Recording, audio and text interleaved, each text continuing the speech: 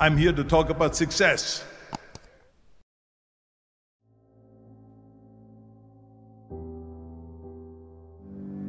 And it was because I had a goal. You see, if you don't have a vision of where you go, and if you don't have a goal where you go, you drift around and you never end up anywhere. Majority of people don't like what they're doing because they're really not doing it because they didn't have a goal and they followed this goal. They just aimlessly drift around, and then all of a sudden there's a job opening, so they get that job because you have to work. But then when you work, it's a chore. It's work.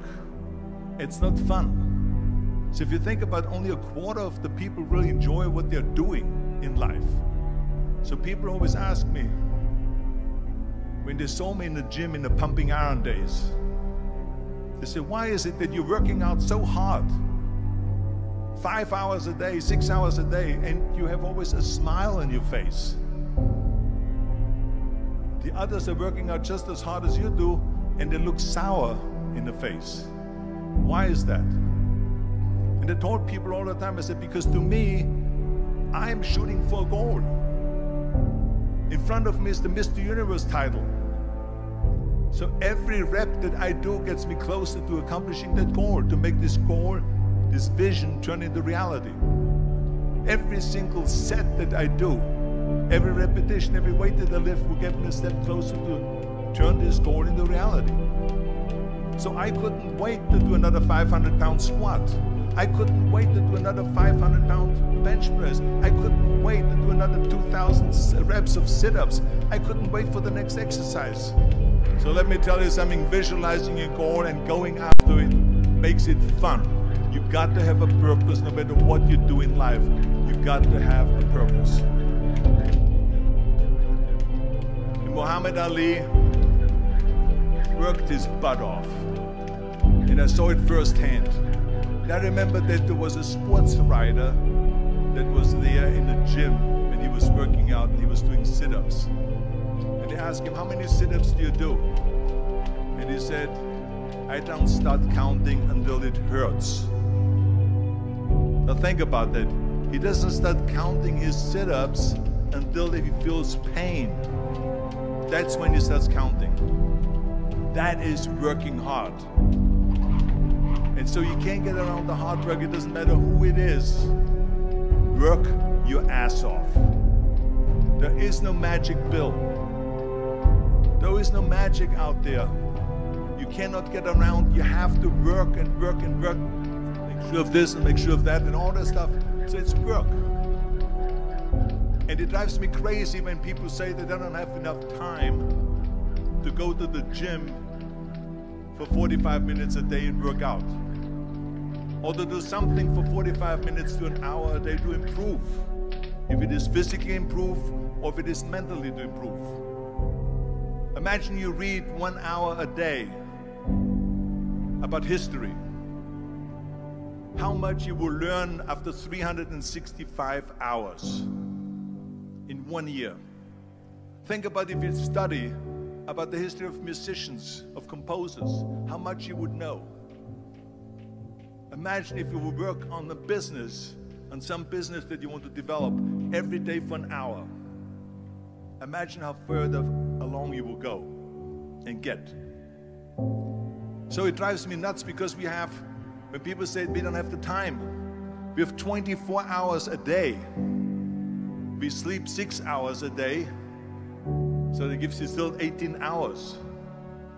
So there's someone shaking their head out here in front. They say probably, I don't sleep 6 hours, I sleep 8 hours, right? Or just sleep faster. So we have 18 hours a day. The average person works around 8 to 10 hours. So let's assume it's 10 hours, so we have 8 hours left. Then you travel around an hour a day, maybe 2 hours a day. So now you have still 6 hours left. So what do you do with these 6 hours? What do you do with these 6 hours? Then we eat a little bit, then we schmooze a little bit, talk a little bit to people and all that stuff. But you can see how much time there is available if you organize your day. So you got to work hard. I hate plan B. And I tell you why. Because we have so many doubters, as I've said earlier, the no-sayers. We have so many of those people that say no, and you can't do it, that's impossible. That is okay, because we just turn off, as I said earlier, and we listen and we hear the no being a yes. You can't do it, you can do it, and all of that. So that is possible to do that amongst all the negative people around you. But when you start doubting yourself, that's very dangerous.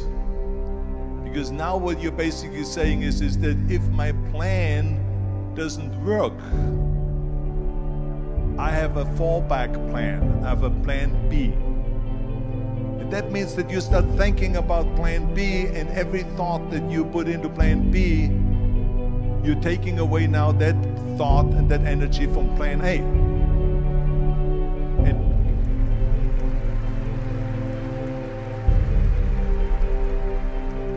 And it's very important to understand that we function better if there is no safety net, because plan B becomes a safety net. It says that if I fail, then I fall and I get picked up and I have something else there that will protect me. And that's not good, because people perform better when there's no safety net.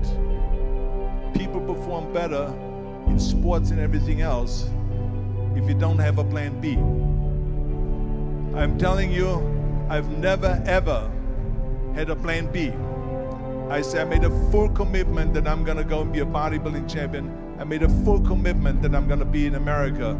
I made a full commitment that I'm gonna get in the show business and I'm going to be a leading man. No matter what it takes, I will do the work.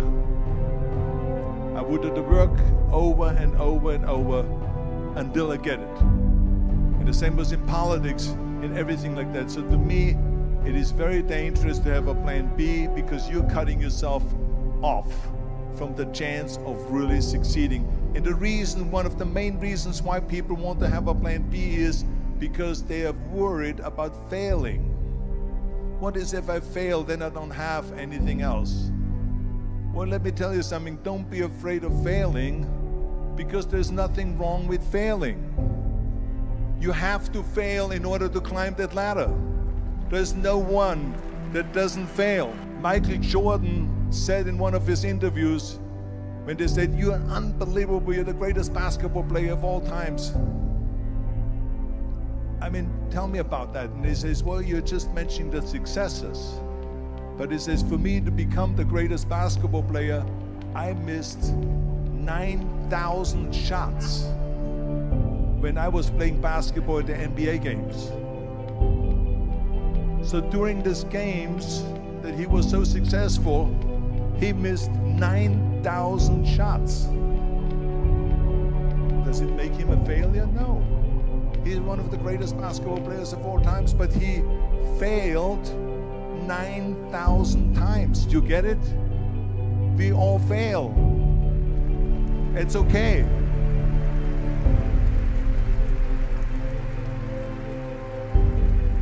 What is not okay is that when you fail, you stay down. Whoever stays down is a loser. And winners will fail and get up, fail and get up, fail and get up. You always get up. That is a winner. That is a winner. I failed in bodybuilding. I lost bodybuilding competitions.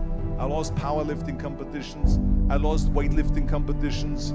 I had movies that went in the toilet and that were terrible and got the worst reviews. And in politics, I remember I had many of the initiatives on the ballot,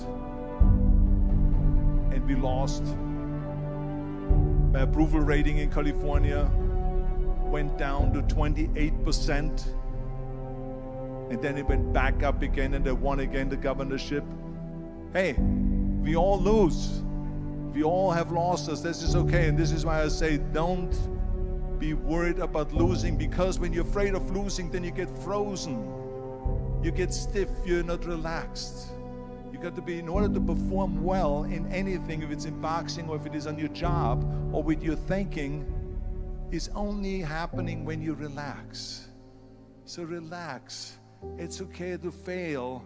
Let's just go all out and give it everything that you got. That's what it is all about. So don't be afraid to fail.